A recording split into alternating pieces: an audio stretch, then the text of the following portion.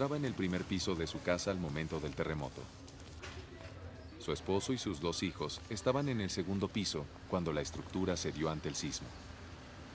Yo lo único que vi caer fue la escalera y el hijo mío que venía como bajando ahí. Pero no dio tiempo, los demás no pudieron bajar, no tuvieron el tiempo. Azucena queda atrapada bajo los escombros de su casa. Era un túnel, completamente un túnel, ahí era, no podía moverme, yo no podía moverme. Con lesiones muy graves, Azucena apenas si puede respirar por todo el polvo y la tierra producto del derrumbe. Mientras se dan una serie de réplicas, clama por ayuda para su familia, pero esta no llega. La estación de bomberos, la oficina de defensa civil y el cuartel de la policía también han colapsado en el terremoto. Empezamos a tener noticias de que la policía no se hacía presente, que los bomberos no llegaban al sitio a apagar los incendios, no llegaban a ayudar. Y empezamos a conocer que nuestros compañeros, las instituciones, también han sido afectadas.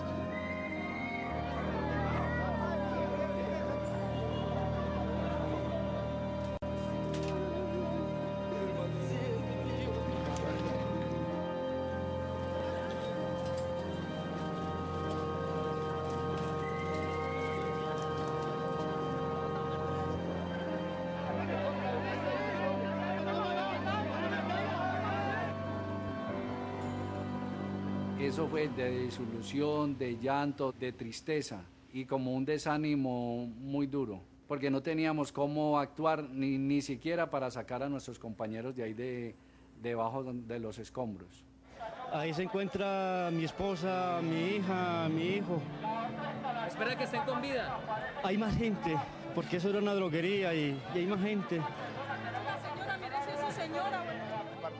Nosotros estamos ya esperando que quedara ahí muertos, porque era que era como imposible salir vivos después de estar ahí, pero esa no era la voluntad de Dios. Tras 5 horas de angustia y dolor, los vecinos del barrio de Azucena logran rescatarla. Al ver la luz, cae inconsciente. No se tenía herramienta ni nada, fue con el esfuerzo de los mismos vecinos que se logró levantar un planchón. Tendrían que pasar 3 horas más para que los vecinos lograran sacar al resto de la familia Barragán, que encuentra al barrio de La Brasilia en ruinas. Más del 60% de la infraestructura colapsó. 1.200 personas fallecieron y 5.300 resultaron heridas. Cientos nunca fueron encontrados y el terremoto de Armenia pasó a ser uno de los episodios más dolorosos de la historia de Colombia.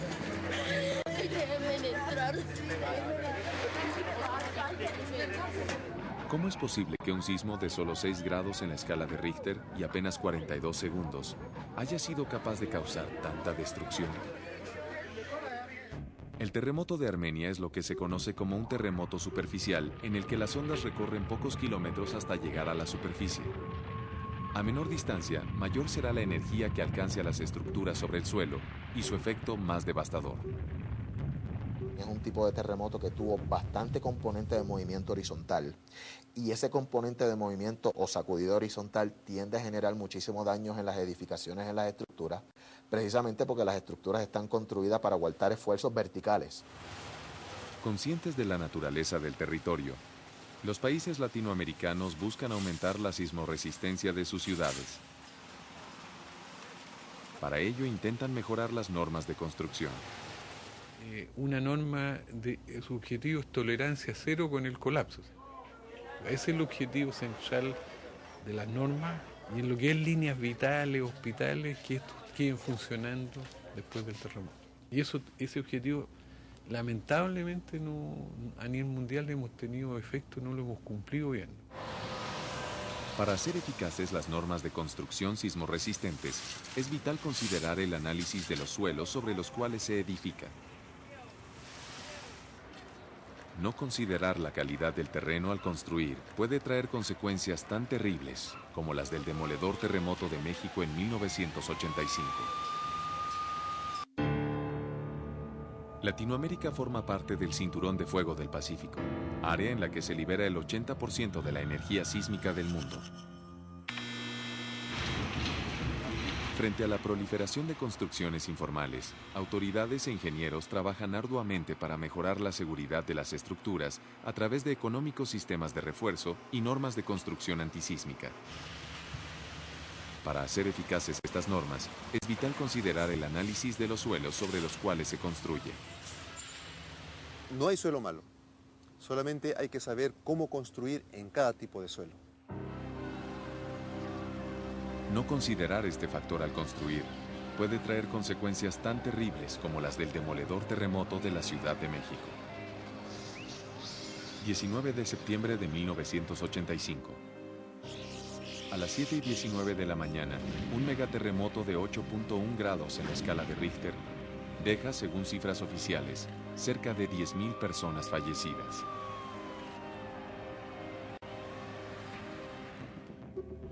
En el caso del terremoto de México, las ondas sísmicas viajaron desde su epicentro en el Océano Pacífico hasta el Distrito Federal, construido sobre el lecho de un lago. Estos suelos, compuestos por sedimentos arcillosos no litificados y con un alto contenido de agua, amplifican las ondas sísmicas y maximizan el colapso de las estructuras. Ocurre también lo que se llama licuación, que no es otra cosa que un fallo mecánico de los sedimentos sobre los cuales está construida la ciudad. Y eso es lo que produjo la mayor cantidad de daños en Ciudad de México. Esencialmente es ese efecto de la geología local, combinado pues obviamente con la onda sísmica pasando. No existe un país en el mundo donde una norma antisísmica refleje realmente o ayude en todo caso a una prevención real, ¿no?, de construcción para cuando ocurre un terremoto.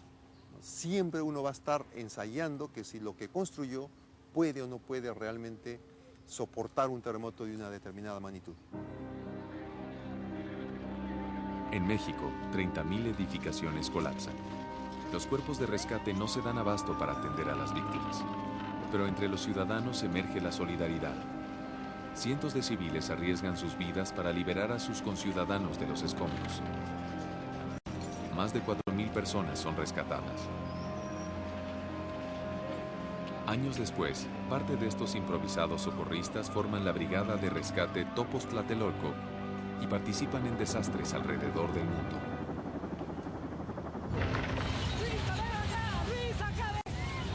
Cuando los sistemas de previsión fallan y los equipos de salvamento son insuficientes para atender a la enorme cantidad de víctimas de un desastre, son los mismos ciudadanos los primeros en realizar arriesgadas hazañas para sacar de los escombros a sus compatriotas. Yo enciendo la luz de mi cámara para apoyarme y ver por dónde estoy caminando. En esos momentos vi a una persona que estaba completamente enterrada, pero miraba que esta persona todavía movía sus ojos, o sea, estaba vivo. ¡Vamos a sacarlo! ¡Mueva, compadre! ¡Mueva! Ya, resiste. Todo era oscuridad, todo era polvo, tierra, sonido, gritos, oscuridad, la tierra se mecía, incluso algunos pasaban por encima mío porque estaba tapado de adobe.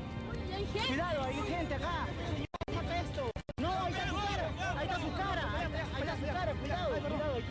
Llegué a ver la luz de la cámara del que me ayudaba, desconocía su rostro porque ni sabía quién era ni cómo se llamaba. Solo yo veía una luz, una mano que se movía. Que yo le pedía, ayúdame, sácame que yo también quiero ayudar.